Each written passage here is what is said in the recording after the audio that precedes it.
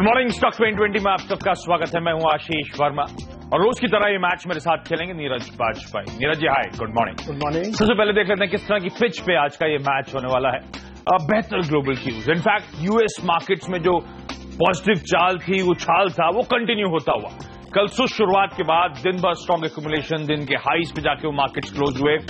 Fade के जो minutes आए हैं वो और भरोसा दिलाते हैं कि शायद वहां पे कन्विक्शन है कि बहुत जल्द ब्याज दरें नहीं बढ़ेंगी। महंगाई दर को लेकर चिंताएं हैं ग्लोबल कंसर्न्स के चलते, महंगाई दर शायद कमजोर होगा। इस सब के चलते लोगों को कन्विक्शन है कि शायद फेड वाकई जल्दी मूव नहीं करेगा। इसी के चलते आपने फिर से रिस्क ऑन ट्रेड्स यानी कि इक्विटी में खरीदारी आती हुई देखी। पर कच्चा तेल इंपॉर्टेंट फैक्टर था। यूरोप में भी मजबूती के साथ कामकाज। कल कच्चा तेल 3.5% का उछाल दिखा रहा था और एशिया मिला जुला कामकाज, हल्के निशान के साथ इनफैक्ट कहना चाहिए अक्रॉस एशिया कामकाज हो रहा है। और एसजेएक्स निफ्टी दर्शा रहा है कि शायद 3/4% ऑलमोस्ट 60 अंक की बढ़त के साथ शायद आज हमारे ट्रेड की शुरुआत हो। नीरज जी, ऐसे में ग्लोबल क्यूज तो बेहद पॉजिटिव है, क्या टीम भी ऐसी पॉजिटिव मूड रिफ्लेक्ट करेगी? बिल्कुल, टीम तो बिल्कुल पॉजिटिव है। आज खरीदारी का रुझान जो लगातार इस पूरे हफ्ते हमने रखा है कि उसमें ज्यादातर खरीदारी की तरफ ही रुझान रहना चाहिए। हालांकि ये मैं मानता हूं कि जिस तरीके से कल बाजार थोड़ी वीकनेस देखने को मिली, तो आज भी कमजोरी हो सकती है इंडेक्स लेवल पे, लेकिन सेक्टर स्टॉक्स है तो यहाँ पे खरीदारी की सुझाव होंगे। आज इनफैक्ट खरीदारी करना चाहेंगे सिलेक्टिवली, तो हम हमेशा स्टॉक्स पे फोकस करते ही रहे। आज फिर से हमें लगता है खरीदारी करने के बेहतरीन मौके हैं और कई सारे स्टॉक्स, कई सारी खबरें जो आती हुई वो बहुत पॉजिटिव है। तो स्टॉक स्पेसिफिक एक्शन पे फोकस होगा। हमें लगता है अभी भी कई सारे स्टॉक्स बड़े अट्रैक्टिव लेवल्स पर हैं, तो यहाँ पे आप हल्की खरीदारी ट्रेडिंग के लिहाज से एग्रेसिवली यहाँ पे खरीदारी करने के ही मौके ढूंढने चाहिए। नहीं, जो शुरुआत कहां से होगी? फोर्टिस हेल्थकेयर और खरीदारी की सलाह होगी यहाँ पे। सेलेक्टर्स को लगता है कि जो लेटेस्ट खबर निकल के आ रही है कि जो एसआरएल इनकी जो पैथलर है उसका जो मेजॉरिटी स्टेक फोर्टिस होल्ड करती है और उसको बेचने की अब खबरें चल रही हैं। वैसे भी आपने देखा होगा कि पिछले काफी समय से खबरें आ रही कि जो रैनबैक्सी, जो पुराना मैनेजमेंट था रैनबैक्सी का, अब वो फोर्टिस होल्ड कर रहे हैं। वो पूरी तरीके से इस कारोबार से निकलना चाहते हैं। बीच में ये भी खबरें आई थी कि दोनों भाइयों में से एक भाई अब संन्यास की तरफ जा रहे हैं और वो राधा स्वामी सत्संग व्यास को मैनेज करेंगे। तो इन सब तमाम खबरों के चलते ये बहुत स्ट्रांग फीलिंग होती आ रही कि अब इस कारोबार से निकलने के लिए पूरी तरीके से तैयारी कर चुके हैं। फोर्टिस हेल्थकेयर जो हॉस्पिटल्स हैं वो भी आगे चलते हुए बेचने की बात चल रही है। तो मुझे लगता है कि अच्छी खासी अर्नअप बन सकती है। 177 के लक्ष्य के साथ खरीदारी करें। वेदांता अगला स्टॉक होगा। टीम में हमने कल भी शामिल किया था। हम आपसे लगातार कह रहे थे कि बॉटम बन गया है, खासतौर पे मेटल शेयरों में, और बहुत तेजी देखने को मिल रही है। लगातार 2-3 स्टॉक्स आप देखेंगे तो उसमें बहुत अच्छी तेजी मिली है, खासतौर पर मेटल्स में। वही आज मुझे लगता है ट्रेंड फिर बरकरार है। ग्लोबली भी इसमें अच्छी खासी तेजी देखने को मिली, इसके एडीआर में भी। 99 के लक्ष्य के साथ खरीदारी करें, 90 पे स्टॉप लॉस रखें। आशीष, जुबिलेंट फूड वर्क्स, इंटरेस्टिंगली आपको याद होगा बीच में स्टॉक बड़ा प्रेशर में था, परसों से ही दबाव बहुत तगड़ा था। दरअसल यम ब्रांड्स जो हमारे देश में भी केएफसी, पिज्जा हट जैसी रिटेल चेन्स को ऑपरेट करने का काम करती है, उसने अपने जब यूएस में नंबर्स घोषित करे थे तो बेहद कमजोर आंकड़े थे। चाइना को लेकर बड़ा सिग्निफिकेंट कंसर्न था, उसमें ग्रोथ बड़ी कमजोर थी, स्टेटमेंट्स बड़े कमजोर आए थे चाइना को लेकर। इसलिए यम ब्रांड्स का स्टॉक मेरे ख्याल से 18% पिटा था। उसके बाद जुबिलेंट फूड वर्क्स में भी हमने देखा था इंडिया में प्रेशर आता हुआ। ध्यान रखें, लेकिन इसका बिजनेस मॉडल अलग है। यम ब्रांड्स के इंडिया फ्रेंचाइज में वैसे भी दबाव देखने को मिला। इनफैक्ट ना सिर्फ चाइना, इंडिया में भी आपने देखा होगा 18% सेम स्टोर सेल्स ग्रोथ कमजोर हुई थी यम ब्रांड्स की। पर जिस स्पेस में है बर्गर्स वगैरह में, वहां पे कहा जाता है कॉम्पिटिटिव इंटेंसिटी बहुत स्ट्रांग है, इसीलिए बहुत एग्रेसिवली ये कंपनी परफॉर्म नहीं कर पा रही है। यम ब्रांड्स की मैं बात कर रहा हूं। ये जो कंपनी जुबिलेंट फूड वर्क्स, ये डोमिनोज की फ्रेंचाइजी ओन करती है और इसका चाइना से कोई लेना देना नहीं। और इनफैक्ट पिछले दबाव के बाद सेम स्टोर सेल्स ग्रोथ आपको याद होगा बड़ा निगेटिव तक चला गया था, बड़ा प्रेशर आया था। अब वो रिवाइवल की ओर है और बाजार मान के चल रहा है रिवाइवल कंटिन्यू होगा। और अगर मैं सही पिकअप कर रहा हूं तो डोमिनोज ने यूएस में अपने तिमाही रिजल्ट्स घोषित करे हैं और नंबर स्ट्रांग है। स्टॉक में आपने पॉजिटिव रुझान देखा होगा। तो इन दोनों यम ब्रांड और डोमिनोज की इंटरनेशनल मार्केट में भी ट्रेजेक्टरी अलग अलग है, जिस स्पेस में ऑपरेट कर रहे हैं। रीसेंट करेक्शन से एक बार फिर से एंट्री पॉइंट्स दे रहे हैं इस बेहतरीन फ्रेंचाइज में। हमें लगता है आज के लिए ट्रेडिंग के लिहाज से एटलीस्ट 1597 तक के लेवल तक अप्रोच करें। हालांकि कोई भी प्रेशर में स्टॉक एक्यूमुलेशन लगता है हमें, तो बेहतरीन फ्रेंचाइज है। दूसरा स्टॉक होगा जो पॉकेट हमें लगता है आज आउट परफॉर्म करती हुई नजर आएगी। कई सारे सिलेक्टिव बैंक्स में शायद आउट परफॉर्मेंस होगा और कई सारी एनबीएफसीज को आपको रडार पर रखना चाहिए। और खास तौर पे जो हाउसिंग फाइनेंस स्पेस से जुड़ी हुई एनबीएफसीज हैं उनमें अच्छा मोमेंटम होगा। पॉलिसी के बाद नोटिफाई कर दिया आरबीआई ने, हालांकि बैंक्स के लिए करा गया है, लेकिन ऑब्वियसली वो एनबीएफसीज के लिए फॉलो सूट होता हुआ नजर आएगा, जो रिस्क वेटेज घटाने की बात वगैरह है। GIC हाउसिंग हमने सिंगल आउट करी है। हालांकि तमाम NBFCs और वो भी हाउसिंग फाइनेंस वाली तो हाउसिंग स्टेशन से जुड़ी NBFCs में तगड़ा मोमेंटम ऑफ लेट आता हुआ देखा है आपने, अपने रीसेंट हाइज के आसपास वापस पहुंच रहे हैं और वैसे बिजनेस आउटलुक इन कंपनीज के लिए बेहद स्ट्रांग है। तो ये तो सिलेक्टिव पिक तो है ही है अगर आपको फाइनेंशियल स्पेस में बेट करना है तो। और उसमें GIC इसलिए सिंगल आउट करा है कि इसका अभी तक अंडर परफॉर्मेंस है अपने पीयर्स के मुकाबले। हमें लगता है अब इस स्टॉक में भी अच्छा पॉजिटिव रुझान शायद देखने को मिले, अच्छी खरीदारी आती हुई नजर आए। उस लिहाज से हमें लगता है GIC हाउसिंग फाइनेंस को रडार पे रखे। लेकिन आज शायद हाउसिंग फाइनेंस कंपनीज वैसे भी थोड़ा सा बेहतर परफॉर्म शायद करें बाजार के मुकाबले। आज के लिए 195 तक के लेवल से अप्रोच करने की सलाह। और इसी के साथ वक्त है हम दोनों की टीम्स के अब डिपेंडेबल खिलाड़ी जानने का।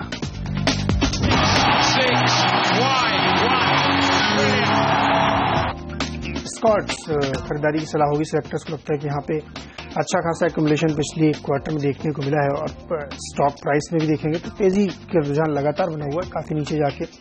हालांकि रूरल इकोनॉमी में उतनी अच्छी डिमांड की खबरें नहीं, उसके बावजूद स्टॉक्स में अच्छी खासी तेजी देखने को मिली। तो इसका मतलब कहीं न कहीं कुछ बड़ा इसमें चल रहा है जो शायद अभी पब्लिक डोमेन में नहीं, लोगों को पता नहीं होगा। लेकिन यहाँ पे खरीदारी की राय सेलेक्टर्स को लगता है बनती थी। बड़े निवेशकों की तरफ से पिछले एक क्वार्टर में बहुत ज्यादा मात्रा में शेयर खरीदे गए और अपने स्टेक को डबल ट्रिपल किया गया है। सेलेक्टर्स को लगता है खरीदारी की सलाह होगी। 172 का लक्ष्य रखे, 160 पर स्टॉप लॉस। आशीष, एक दिग्गज IT कंपनी आज उतार रहे हैं डिपेंडेबल के तौर पे HCL टेक्नोलॉजीज, खरीदारी करने की सलाह है। ध्यान रखें वो जो अर्निंग्स की वार्निंग आई थी, कहना चाहिए प्रॉफिट वार्निंग तो स्पेसिफिकली नहीं कहूंगा, अर्निंग्स पे भी वार्निंग थी उस कंपनी की, तब उन्होंने स्पेसिफिकली हाईलाइट करा था क्रॉस करेंसी। पर क्रॉस करेंसी मेरे ख्याल से स्ट्रीट ने ऑलरेडी फैक्टर कर रखा था, अननोन फैक्टर नहीं था। यानी कि डॉलर का जो मूवमेंट है बाकी करेंसीज, डॉलर अप्रिशिएट हुआ था बाकी ग्लोबल करेंसीज के मुकाबले, तो उसका नेगेटिव इम्पैक्ट आना है वो पता था। जो सरप्राइज था, पहली बार HCL टेक ने क्लाइंट स्पेसिफिक इश्यू को हाईलाइट करा था, कुछ मतभेद आए उस क्लाइंट से, $20 मिलियन रेवेन्यूज में उसका हिट होगा, वो एक नेगेटिव सरप्राइज था। वो एक्चुअली दिक्कत की बात है क्योंकि इस कंपनी से एक्सपेक्टेड नहीं था, तो नेगेटिव सरप्राइज आया। पर स्टॉक ने जिस तरह का करेक्शन दिखाया है, हम मानते हैं कि काफी हद तक अब वो प्राइस्ड इन है। अगर जो वार्निंग आई है उसके बियॉन्ड कोई दिक्कत नहीं है तो काफी हद तक सब कुछ प्राइस इन हो चुका है। इनफैक्ट उस करेक्शन के बाद पिछले कुछ दिनों की अगर आप चाल देखेंगे तो बुल्स एंड बियर्स का इन लेवल्स के आसपास बड़ा इंटरेस्टिंग टसल भी है। तो यहाँ पे शायद अब उस लिहाज से, उस वार्निंग के लिहाज से डाउन साइड काफी हद तक हमें प्रोटेक्टेड नजर आती है। क्या ये उछाल दे देगा एक ही दिन में? शायद बिल्कुल नहीं, ऐसा नहीं होगा। पर ये एक्यूमुलेशन के जोन्स के आसपास है, इसलिए डिपेंडेबल के तौर पर उतारा है। हमें लगता है हल्की खरीदारी करना, जिसे हम निबलिंग हमेशा कहते हैं कि थोड़ी थोड़ी खरीद कर सकते हैं। HCL टेक इस रीसेंट करेक्शन के बाद इन लेवल्स पे अब अट्रैक्टिव होता हुआ नजर आ रहा है। कंडीशन ये है कि जो वार्निंग दी थी उसके बियॉन्ड कोई दिक्कत ना हो, और वैसे हाईली अनलाइकली है कि उसके बियॉन्ड कोई बहुत सिग्निफिकेंट दिक्कत ही कंपनी इस समय फेस कर रही है। इसलिए HCL टेक हमें लगता है शायद खरीदारी करने के मौके। आज के लिए 845 बहुत कंजर्वेटिव टारगेट, क्योंकि हमें लगता है निबलिंग के मौके हैं। लेकिन अगर वाकई उछाल आ जाता है IT एज अ पैक में, उसका और फायदा मिलता है HCL टेक्नोलॉजीज को, तो ट्रेडिंग स्टॉप लॉस के साथ इस पोजीशन को अप्रोच किया जा सकता है अगर आप ट्रेड पे हैं। छोटा सा ब्रेक, उसके बाद हम लोगों की टीम्स के अब मिड ऑर्डर के खिलाड़ियों पर फोकस करेंगे। उसके बाद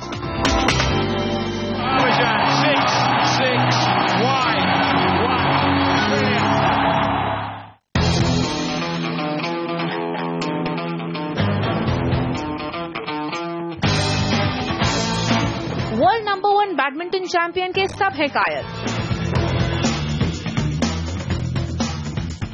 लेकिन साइना को कुछ और भी है पसंद। I love running. अगर मैं प्लेयर नहीं भी होती तो शायद मैं रनिंग करती रहती, क्योंकि रनिंग मुझे बहुत पसंद है। रोटरी बैंगलोर IT के fund raiser event SBI Bengaluru midnight marathon की यूथ आइकन साइना नेहवाल से खास बातचीत सिर्फ CNBC आवाज पर।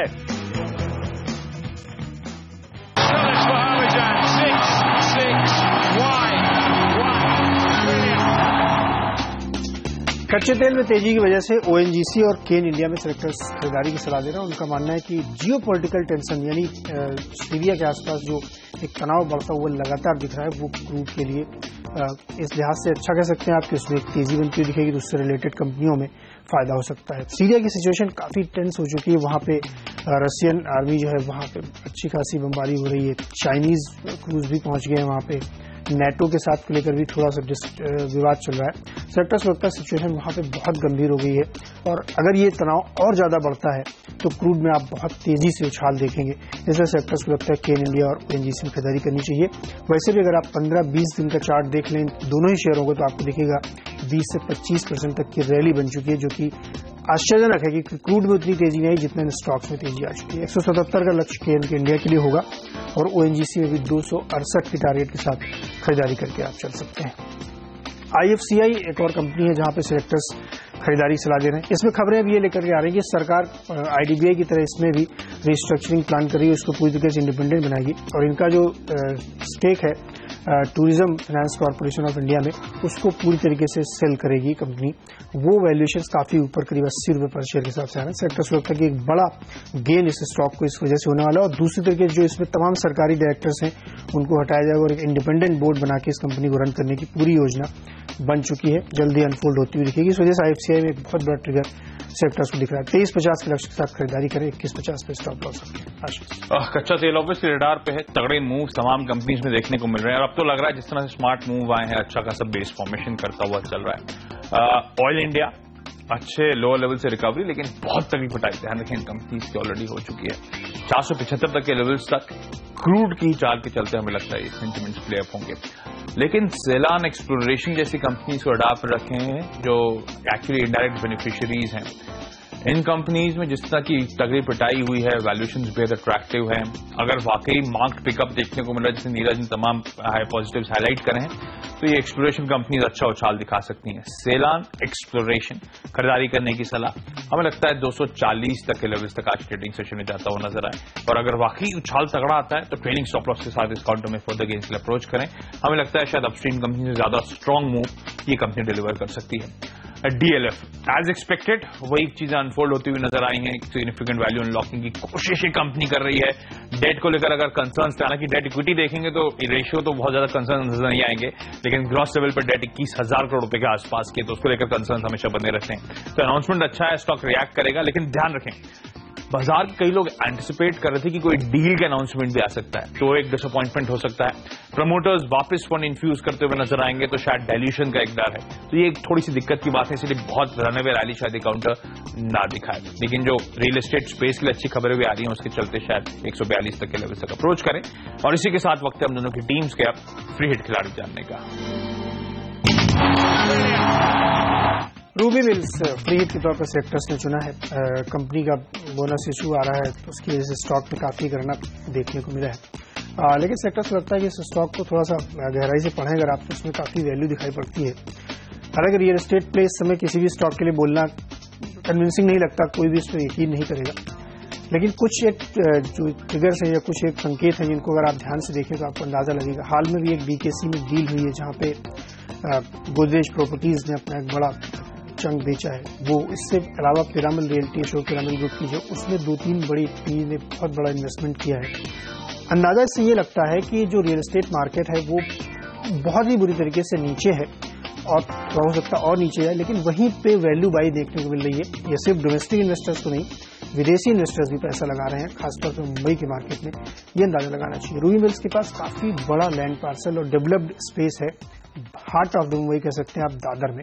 तो सेक्टर्स लगता है कि इस वजह से इसमें एक अच्छा ट्रिगर है, इसीलिए स्टॉक में एक रनअप देखने को मिल रहा है। 444 के लक्ष्य लेते हुए खरीदारी करें, 420 के आसपास स्टॉप लॉस रखें। आशीष कोहिनूर फूड्स वो कंपनियों की जिसमें हर एक्सपर्ट्स मानते हैं खरीदारी करके चलें। एक अच्छा सॉलिड परफॉर्मेंस हम एक्सपेक्ट कर रहे हैं इस कंपनी से, इसीलिए फ्री हिट के तौर पे। ध्यान रखें वैसे भी हमने देखा है एक रनअवे रैली शुगर शेयर्स में आती हुई। इनफैक्ट हम एक्सपेक्ट कर रहे हैं अब मूव्स राइस कंपनीज में लाइकवाइज आपको देखने को मिलेंगे। तो एग्रो स्टॉक्स तो वैसे भी हमारे बाजार में हमारे रडार पे ऑपरेट हैं। आपको याद होगा शुगर शेयर्स रिकमेंड कर रहे थे, उसके बाद से शुगर में किस तरह का उछाल तगड़ा आता हुआ नजर आया है। सिमिलर मूव्स अब शायद फोकस राइस कंपनीज पे आएगा। एक तो रुपए में जो कमजोरी आई थी उसका भरपूर फायदा इन कंपनीज को अपने तिमाही रिजल्ट्स में देखने को मिलेगा। तो मैं लगातार नंबर्स से पहले Q2 में कौन सी कंपनीज और परफॉर्म कर सकती है उन पे फोकस कर रहा हूं। उसमें हमें लगता है राइस कंपनी, इसीलिए कोहिनूर को सिंगल आउट करा है। वैसे भी ध्यान रखें, अर्निंग सीजन जब शुरुआत होगी तो ऐसे ही कंपनीज में एक्यूमुलेशन बड़ा स्ट्रांग होगा। इस कंपनी ने जब Q1 के नंबर्स यानी कि बीते क्वार्टर के जब नंबर्स दिए थे तब भी मुनाफे में 17% का जंप था, पर हाईलाइट थी मार्जिन में इंप्रूवमेंट। 9.5% के मार्जिन 11.25% पे पहुंचते हुए नजर आए थे। लाइकवाइज हमें लगता है Q2 में भी बेहद स्ट्रांग परफॉर्मेंस होगा। ये कंपनी 60 देशों में बासमती राइस को एक्सपोर्ट करना, इनफैक्ट उसे मैन्युफैक्चर करने का काम करती है। नहीं, ना सिर्फ वो राइस कंपनीज के लिए आज हम जब बालते हैं तो बासमती राइस का कारोबार है, रेडी टू ईट प्रोडक्ट्स में कंपनी उतर चुकी है। जो कुकिंग सॉसेज जो हम कहते हैं, पेस्ट जो है, मसाले वगैरह, स्पाइसेस, फ्रोजन फूड, इन सब सेगमेंट्स में भी ये कंपनी अब डाइवर्सिफाई कर चुकी है। पिछले साल दिसंबर में मेरे ख्याल से अबू धाबी बेस्ड कंपनी अल दहार ने, याद रखें, 70 लाख शेयर इस कंपनी को उठाए थे। 160 रुपए पे वो अबू धाबी बेस्ड कंपनी ने उठाए थे। आज ये स्टॉक आपकी स्क्रीन पर 45 रुपीज पे कामकाज कर रहा है। तो हमें लगता है वैसे भी रिस्क रिवॉर्ड इस काउंटर में बेहद फेवरेबल है। देश में जो कमजोर मानसून हुआ है, रेनफॉल दबाव में थी, उसके चलते फूड प्राइसेस में अगर एस्केलेशन आता है तो इनकी इन्वेंट्रीज में बहुत तगड़ा गेन देखने को मिलेगा। 3 साल पहले इस कंपनी ने यूएस बेस्ड जो मसाले बनाने वाली कंपनी स्पाइस मेकर मैकॉमिक के साथ एक जेवी करा था। तब मैकॉमिक ने उस जेवी में 85% स्टेक के लिए 516 करोड़ रुपए का निवेश करा था। उस जेवी को हम जानते हैं आज कोहिनूर स्पेशलिटी फूड्स के नाम से। इंटरेस्टिंग कंपनी है, दिग्गजों ने करार कर रखा है, कहीं तगड़ी वैल्यू पे करार हुए थे, स्टॉक बेहद अट्रैक्टिव लेवल्स पे नजर आता है। रडार पर रखें इन कंपनीज को, एग्रो बेस्ड और जो Q2 में अच्छे नंबर्स डिलीवर कर सकें। 53 तक के लेवल्स तक अप्रोच करने की सलाह। छोटा सा ब्रेक, उसके बाद आखिरी की 3 की बारी।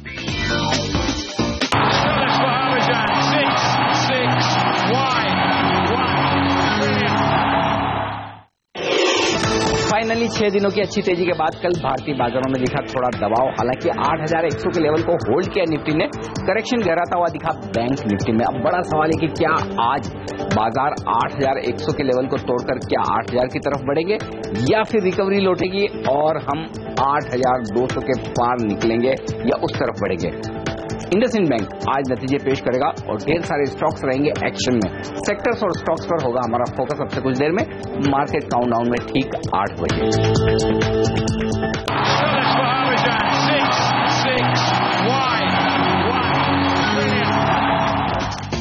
ब्रेक के बाद आपका स्वागत है। फोकस में खरीदारी है तो आज सबसे पहले अब टेलेंडर्स में मोजब है। कल भी हमने हाईलाइट किया था जिस तरह से एग्रेसिवली सोलर स्पेस में आदित्य बिरला नूवो के बाद अब तो फिर वेदांता की भी खबरें आ रही हैं।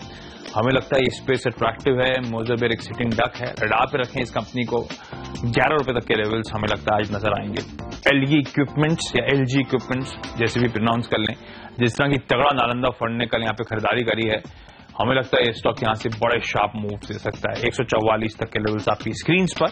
और फाइनली एक और रियल एस्टेट स्पेस से जुड़ी कंपनी, हालांकि बहुत वोलेटाइल काउंटर है लेकिन अपने रिसेंट लोज पे बैठा हुआ है, महिंद्रा लाइफ स्पेस। खरीदारी करके चलें, शार्प मूव शायद कंपनी आज डिलीवर करे।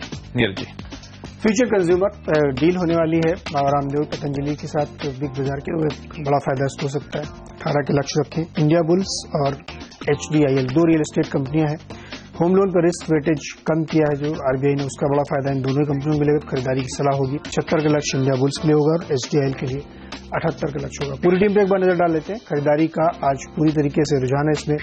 फोर्टिस हेल्थ केयर, वेदांता, स्कॉट, सब खबरों के चलते सेक्टर्स पर खरीदारी करनी चाहिए। फोर्टिस में SRL के स्टेक बेचने की खबरें हैं। वेदांता में सोलर एनर्जी के साथ साथ बॉटमिंग आउट हो रहा है मेटल्स, वो खरीदारी सलाह होगी। वहीं स्कॉट्स में HNIs ने अपना स्टेक बढ़ाया। ONGC केन, कच्चे तेल में उछाल का फायदा मिलेगा। वहीं IFCI में खबर यह है कि जो टूरिज्म फाइनेंस कॉर्पोरेशन में इनका स्टेक है वो काफी ऊपर 80 रुपए की वैल्यूएशन पे बेचने की खबरें आ रही हैं। रूबी वेल्स एक वैल्यू पिक है तो यहाँ पे खरीदारी की सलाह होगी। फ्यूचर कंज्यूमर ये भी न्यूज ड्रिवन काउंटर है। आज अनाउंसमेंट है 12 बजे पतंजलि के साथ, तो वहां पे खरीदारी की राह होगी। और रिस्क वेटेज कम होने की वजह से होम लोन सस्ता होगा और साथ ही और कम होने की संभावना है ब्याज। HDIL और इंडिया बुल्स में खरीदारी की सलाह होगी। स्टॉक स्पेसिफिक एक्शन पे फोकस है तो 10 के 10 बल्लेबाज यानी कि खरीदारी करने की सलाह आपकी स्क्रीन पर। Jubilant food works recent correction के बाद हमें लगता है शायद एंट्री पॉइंट्स है, एटलीस्ट ट्रेडिंग के लिहाज से यहाँ पे उतरा जा सकता है। GIC हाउसिंग, हमें लगता है आज NBFCs और खासतौर पे हाउसिंग फाइनेंस रिलेटेड NBFCs अच्छा आउट परफॉर्मेंस दिखाएंगे, उसमें ये स्टॉक चुना है। HCL टेक्नोलॉजीज रिसेंट तगड़े करेक्शन के बाद अब लग रहा है इन लेवल्स के आसपास बुल्स एंड बीयर्स के बीच इंटरेस्टिंग टसल है। शायद एक्यूमुलेशन जोन में ये काउंटर इसलिए डिपेंडेबल के तौर पे आज उतारा है। ऑयल इंडिया, सेलान एक्सप्लोरेशन, ये वो कंपनीज हैं जो हमें लगता है जो कच्चे तेल में लगातार उछाल आप देख रहे हैं, उसका भरपूर फायदा इन दोनों काउंटर्स को मिलेगा। डीएलएफ जो कल बोर्ड के अनाउंसमेंट्स आए उम्मीद पर खरे उतरते हुए, लेकिन कुछ कंसर्न्स हैं, उसके बावजूद हमें लगता है स्टॉक शायद आज हल्के हरे निशान के साथ कामकाज करे। फ्री हिट के तौर पे कोहिनूर फूड्स, एग्रो स्पेस की कंपनीज हमें लगता है जिस तरह के रुपए में कमजोरी के चलते बेहद स्ट्रांग नंबर्स डिलीवर होंगे, और इस कंपनी में जो बड़े बड़े लोगों ने एंट्री करी थी या फिर ज्वाइंट वेंचर से करार करें इस कंपनी के साथ, बड़े प्रीमियम पे होते। हमारे लिए तो इस समय ये कंपनी बड़े अच्छे अट्रैक्टिव रिस्क रिवॉर्ड पे बैठी हुई नजर आती है खरीदारी करने के मौके। मोजोबेयर जो सोलर स्पेस में अट्रैक्शन बढ़ रहा है, उसका भरपूर फायदा इस काउंटर को मिल सकता है। एलगी इक्विपमेंट्स और महिंद्रा लाइफ स्पेस, दो ऐसे काउंटर्स जहां पे हमें लगता है आज खरीदारी करने के शायद मौके होंगे। चलिए, हम दोनों की 10-10 की टीम पूरी हो चुकी है। उम्मीद करते हैं आज का ट्रेडिंग सेशन आपके लिए अच्छा रहेगा। हम दोनों को दीजिए इजाजत, वक्त तो चला एक छोटे से ब्रेक का, लेकिन आप बने रहिए सीएनबीसी नेटवर्क के साथ। नमस्कार और हैप्पी वीकेंड।